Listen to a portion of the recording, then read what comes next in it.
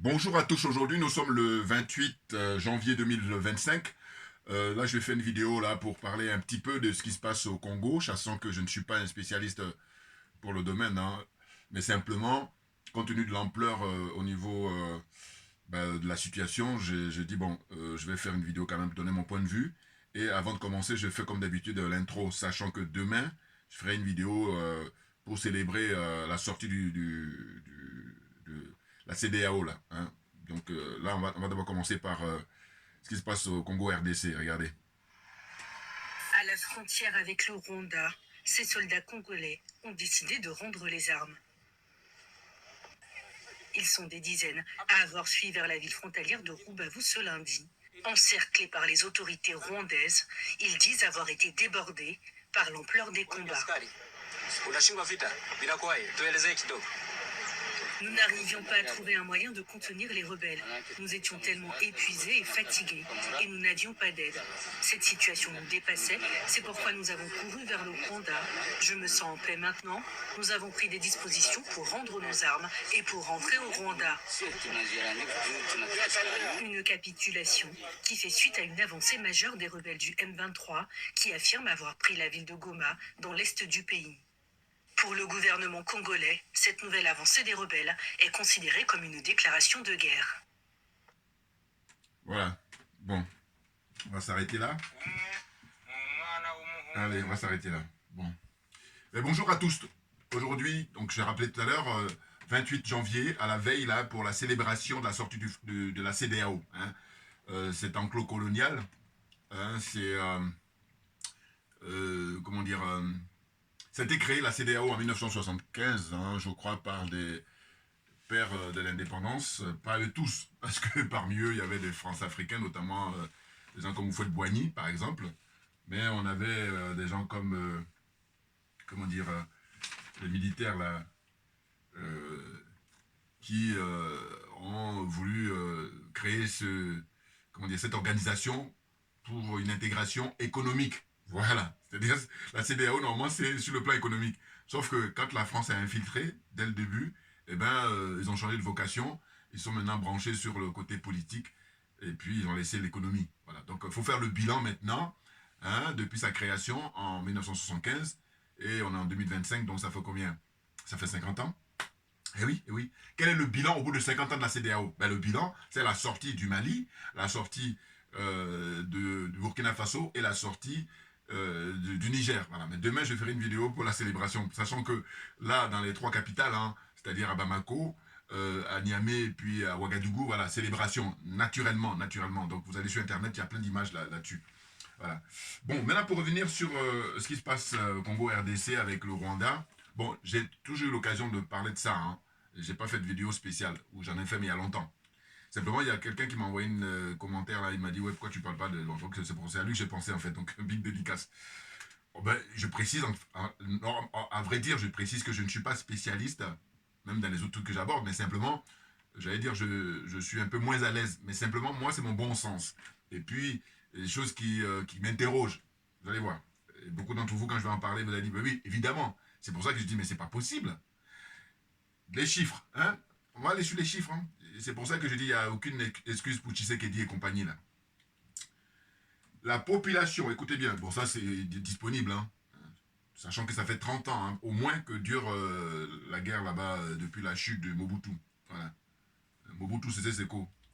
Lui, c'était un envoyé des Américains, un agent américain. Il a été mis là pour renverser, rappelez-vous, Patrice Emery Lumumba. Et je dis toujours que, en fait, le peuple congolais payera toujours tant que les dirigeants politiques de ce pays-là ne prennent pas conscience, prennent pas à bras le corps le sacrifice de ce très très grand monsieur.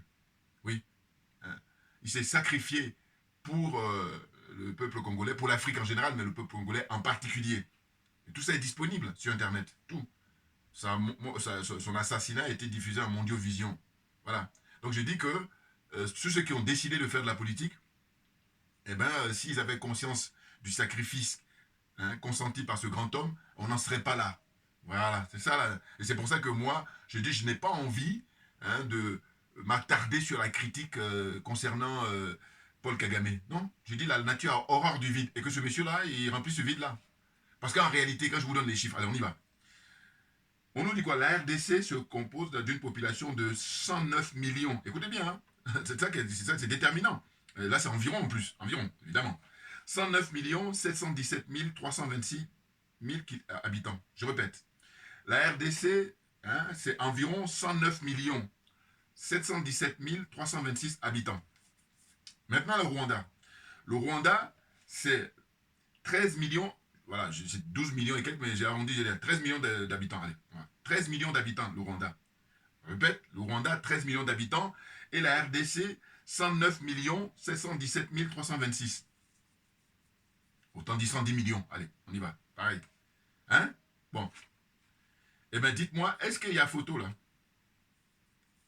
Limite, quand je vois comme ça, je me dis, c'est un peu comme la France, et puis vous avez les petits pays là dans toute la France, hein, pour revenir en Europe. Il y a le Luxembourg. Ça me fait penser un peu à ça. Je ne sais pas si les proportions, mais en tous les cas, ce qui est sûr, c'est qu'on ne peut pas comparer le nombre d'habitants. La France fait environ 68 millions d'habitants. Puis le Luxembourg, là, c'est des tout petits pays. Tout comme la Suisse ou qu'est-ce qu'il y a encore, hein, qui sont autour là. Bon. Eh bien, RDC, hein, compte tenu du nombre, comment ça se fait que, hein, ces gens-là, ils ne peuvent pas faire le nécessaire? Et circonstance aggravante sur le fait qu'aujourd'hui, hein, on a 3 pays qui nous donnent des leçons, la voie à suivre. Les pays de l'AES, hein, dont on va célébrer demain, c'est le dernier jour, en 2029, la sortie définitive de cette zone-là, la CEDEAO, là, la sortie. Allez. Puis maintenant, je vous dis, la prochaine étape, la plus importante, ça va être la mort du franc CFA. Alors là, oui, on a sorti toutes les bouteilles, là. Bon, enfin bon, on n'est pas encore là, mais on n'est pas loin. 2025, ça va être un tournant historique. On y est déjà, hein. Donc, vous voyez, quand on donne ces chiffres-là, on dit quoi? On nous dit que la superficie de la RDC, toujours ces deux choses, il ne faut pas oublier, hein, superficie plus la démographie. Voilà. Donc, la superficie de la RDC, c'est 2 345 410 km². Je répète. RDC, hein, Congo, République démocratique du Congo. 2 345 410, hein, 410 km². Maintenant, le Rwanda. Le Rwanda, c'est 26 338, hein, 26 338 km². Voilà. Vous voyez? Mais il n'y a pas de comparaison possible. C'est-à-dire que voilà, je vous dis même que par mon bon sens, j'ai dit, normalement, si on revient en arrière, avant que les colons arrivent, hein, c'est-à-dire les Allemands, les Belges, les Français, les Anglais, tout ça, avant qu'ils arrivent, eh bien, normalement, pour moi, le Rwanda, c'est un petit village de RDC, là, voilà, pour faire plus court. Mais bien entendu. Hein. Et là, alors, toujours j'en reviens aux frères panafricains, aux frères et sœurs, qui vont s'attarder sur Kagame en disant oui, il est à la solde des Américains, il est à la solde des Occidentaux pour piller les richesses de RDC. Mais c'est pas faux. Mais quand lui, il a décidé de faire ça, et puis d'ailleurs, ce que je dis souvent, je dis bon, est-ce qu'il est pire que les Ouattara? Est-ce qu'il est pire que les Paul Biya? La liste des dictateurs africains, est-ce qu'il est pire qu'eux? Il faut me dire. Parce que je dis, pour moi, il faut le mettre au même niveau qu'eux. Voilà.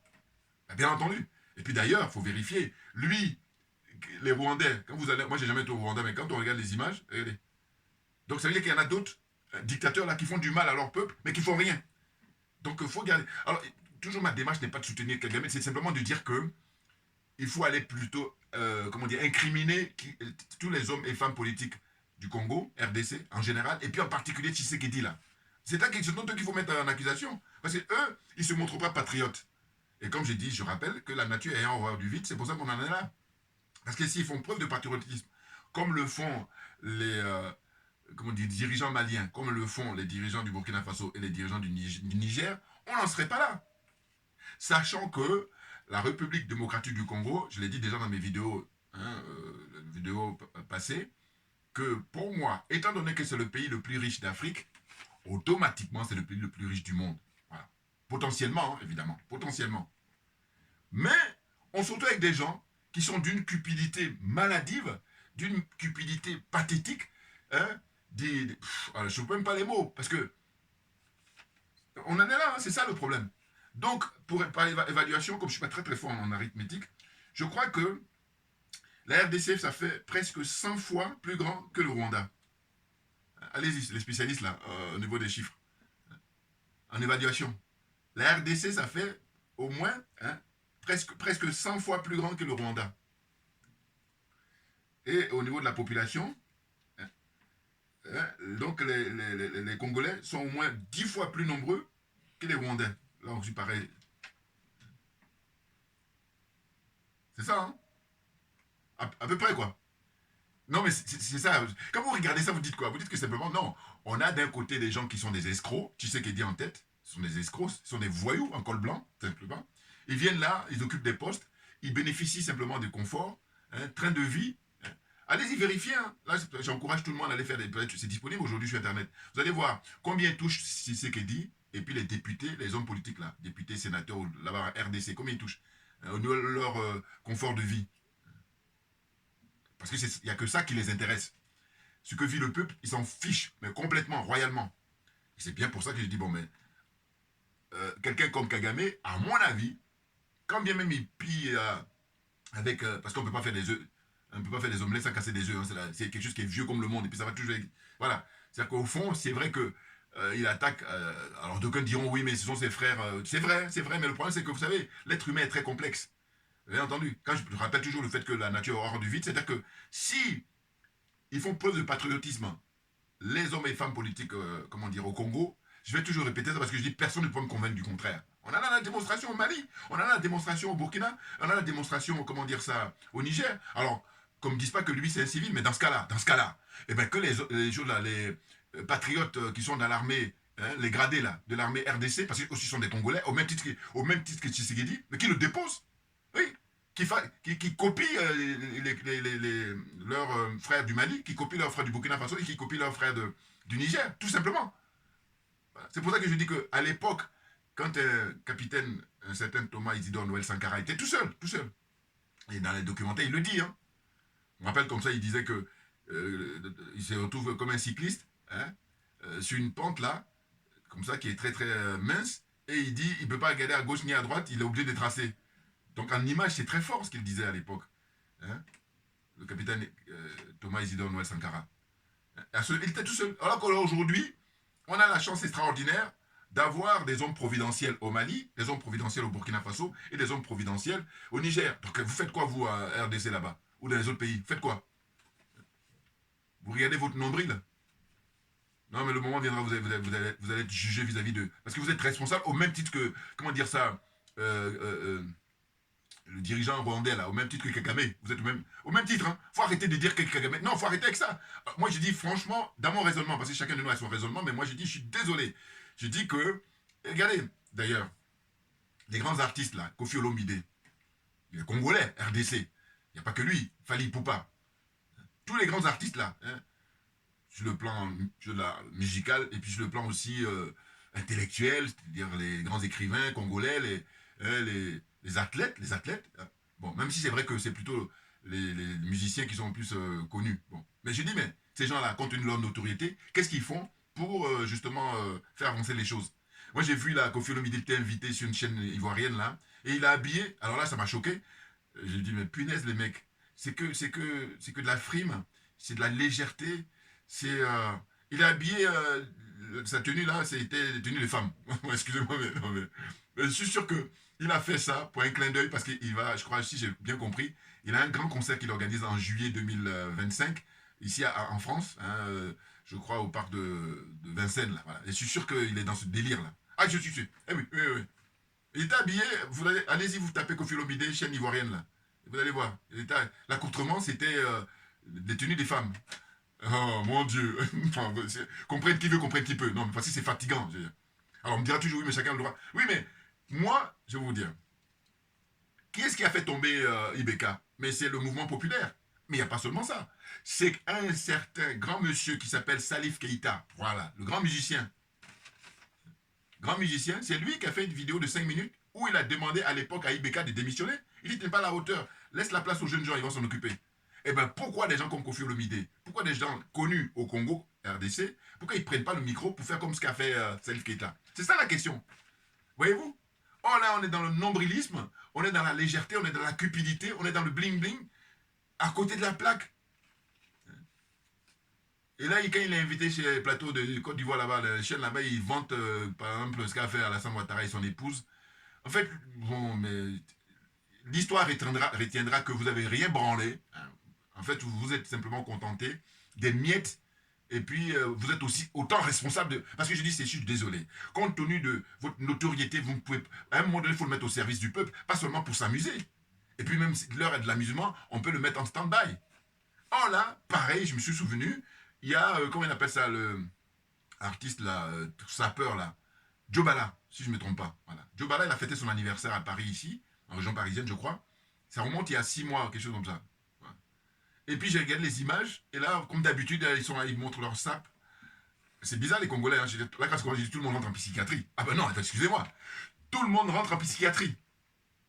Parce que, attendez, vous êtes dans le pays qui est le plus riche au monde, hein, avec tout le potentiel qu'il y a, et vous, vous êtes là au 21e siècle, alors qu'on a toutes les informations, et vous continuez à faire comme si de rien n'était. Simplement, vous vous dites quoi? Vous dites, oh ben moi j'ai gagné ma petite part. Mais non, mais n'importe quoi. N'importe quoi. Eh oui.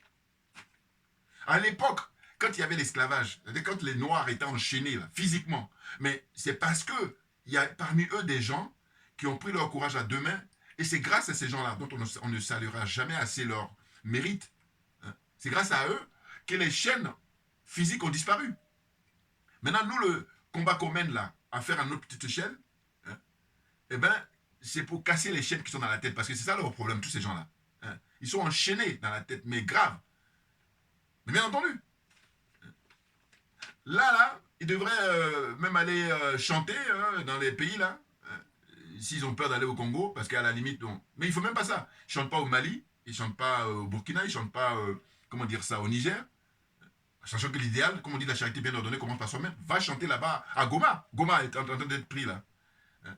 Et les pauvres soldats là, ils étaient obligés voilà, ils ont raison, bien entendu. Et donc, ça m'a rappelé quoi? Ça m'a rappelé à l'époque, quand au Burkina Faso, Roch Kaboré là, ils ne donnaient plus rien. Ils n'avaient rien comme arme. Hein. Ils avaient des trucs en caoutchouc, en carton. Ils n'avaient rien. Puis, comme le rappelait le jeune capitaine Ibrahim Traoré quand il a pris le pouvoir, il a dit, vous vous rendez compte comment ils peuvent manger ils mangent des feuilles dans des villages là-bas ou dans des endroits où les djihadistes là, ils font enfin, les terroristes là, les mercenaires là, ils sèment la terreur. Eh ben, ils sont obligés de se cacher et puis manger des feuilles, manger des arbres, l'écorce, des écorces. Est-ce que ça a du sens ça? Hein, pour la dignité humaine. Au nom de quoi vous avez le droit d'être dans la capitale ou vivre tranquille comme si de rien n'était? C'est quoi votre délire? Et c'est la raison pour laquelle, moi je dis, j'en appelle aux militaires qui sont patriotes, prenez le pouvoir. Faites comme au Mali, faites comme au Burkina et faites comme au Niger. C'est tout. C'est tout. Et dire ça, c'est du bon sens. C'est le minimum. Qu'est-ce que c'est que ça? En train de blablater. Oui, on condamne. Mais de quoi? Tu sais qu'il dit, depuis qu'il est là, il passe son temps à voyager. Et puis j'ai vu là, quand elle est. Rappelez-vous, il disait qu'il avait répondu à Macron. Non, je lui ai dit, mais je me dis, quand j'ai vu ça, je dis, mais non, on n'en est pas là. Montre des actes. Voilà ce qu'on veut. Et là, évidemment, usurpation totale pour. Il n'est pas élu, hein, en fait. Si j'ai bien compris, je crois que c'était Fayoulou qui devait avoir gagné. Mais lui, il est à le soutien des Occidentaux. Alors on me dit, ah oui, mais voilà les dégâts. Et donc, quand c'est comme ça, comme on a constaté que lui, déjà, il est là au pouvoir par usurpation, mais arrêtez d'embêter Kagame. Mais oui, mais oui. Parce qu'en réalité, s'il était pas. Le patriotisme, c'est ça qui est déterminant. Oh, ils ont ils font preuve d'aucun patriotisme. C'est pour ça qu'on en est là. Je sais pas, on peut pas tourner. J'ai pas besoin d'aller faire des grandes thèses, machin. Non, non, non, c'est simple. Voilà, je vous ai donné. J'ai dit, attardez-vous sur la population, c'est-à-dire la démographie du Congo, comparée avec le Rwanda. Attardez-vous sur la population. Attardez-vous sur, comment dire ça, la superficie du Congo RDC, et puis la superficie du Rwanda. Vous allez voir que voilà, on n'est pas en train de parler des pays où, par exemple, je sais pas moi, s'il y a 20 millions d'habitants d'un côté, et puis l'autre côté, il y a, je sais pas moi, même on va dire 15, ou même 10. Voilà. On n'est même pas là-dessus. C'est disproportionné. Donc ça veut dire que normalement, si ils font preuve de patriotisme, je dis personne ne peut venir piquer hein, les richesses du Congo. Personne. Encore moins Kagame. Voilà. Oh là, ils sont dépassés par les événements. Ils sont fatalistes complètement. Mais je dis, mais dans ce cas-là, lâche l'affaire. Parce qu'il y a des patriotes, j'imagine, comment dire ça, au Congo RDC. Parce qu'il y en a partout, simplement. Il faut leur donner l'occasion. Alors c'est à eux aussi, bon, c'est vrai que c'est facile là, de s'asseoir à Paris ici pour faire une vidéo, c'est vrai. Mais je vous dis, Là, on est dans une situation où, moi, quand je fais la vidéo, là, en tout cas, en ce qui me concerne, c'est que je dis, je suis désolé par ma nature, j'ai horreur de me tromper de cible. Ah oui, oui, oui. Et puis, vous voyez bien, hein, je dis que ceux qui vont passer leur temps à s'attarder à critiquer Kagame, mais pendant ce temps-là, Tshisekedi est tranquille avec tous ses partisans, avec tous ceux qui travaillent avec lui, les ministres, les députés, tous ces gens-là. Alors que, je dis non, moi, par contre, je fais focus, je prends la caméra ou les spots, je les mets sur eux. Je dis, voilà, vous, qu'est-ce que vous faites? Hey. Et là, agir comme ça, c'est... Quand je dis concours d'honnêteté intellectuelle, ah oui les gars, on est là-dessus. Bouillard, voilà, on avance. Il faut arrêter un peu. Voilà. Mais oui. Hein, là, je crois que j'ai fait le tour, on est au taquet là. Vous voyez? Non, la discussion porte là-dessus. Donc il faut faire appel aux intellectuels, hein, faire appel à des gens qui réfléchissent. Et quand je dis intellectuels, pas forcément les diplômés, parce que les diplômés, comme dit le président Kérékou, il dit c'est les. Oui, il dit ça, en fait c'est des tocards, ou en tout cas il a son terme à lui, mais j'ai beaucoup aimé. Eh oui, et ce sont eux-mêmes qui sont responsables de la situation de l'Afrique. Puisque ces gens-là sont prétentieux en disant oui, j'ai eu mon diplôme à tel endroit, tel endroit. Mais oui, mais mets ça en pratique. Oh, c'est là où il n'y a plus personne. Pourquoi? Parce que l'argent est Dieu chez eux. Voilà. Les tissés qui dit là, il n'y a pas que lui. Plein, plein, plein, plein. Même de manière générale, l'Afrique là se retrouve dans cette situation à cause de ça. Ces gens-là, l'argent est Dieu. Et ils baissent leur froc, ils sont corrompus. Voilà, vous voyez mon slogan. Malheureusement, ce slogan-là, il n'est même pas, il est pas seulement valable que dans la zone CFA, il est valable pour toute l'Afrique de manière générale. Et bien entendu. Pourquoi? Alors que normalement, nous sommes les premiers. Et les autres le savent. Hein. Et oui, c'est pour ça qu'ils nous font une guerre farouche 24 heures sur 24. Parce qu'au fond d'eux-mêmes, ils savent. Maintenant, nous autres, on a pris conscience. C'est pour ça qu'on dit on lâchera rien. Plus rien. Voilà. Et on va garder le cap. D'ailleurs, pour terminer, voilà, rendre hommage à Madame, comment dire, Yamb. Dans sa dernière vidéo, elle a dit quelque chose que j'ai trouvé énorme. Elle dit que ça fait des années qu'elle se posait toujours la question de savoir quels sont les intérêts de la France en Afrique. Parce qu'il parle toujours des intérêts de la France. Elle a tourné ça dans tous les sens. Ça fait des années. Hein. Et là, dans sa dernière vidéo, elle dit, ça y est, elle a compris. Et je trouve vraiment comment dire, sa réponse et puis sa réflexion est très très bonne parce qu'elle vise en mille. C'est ça.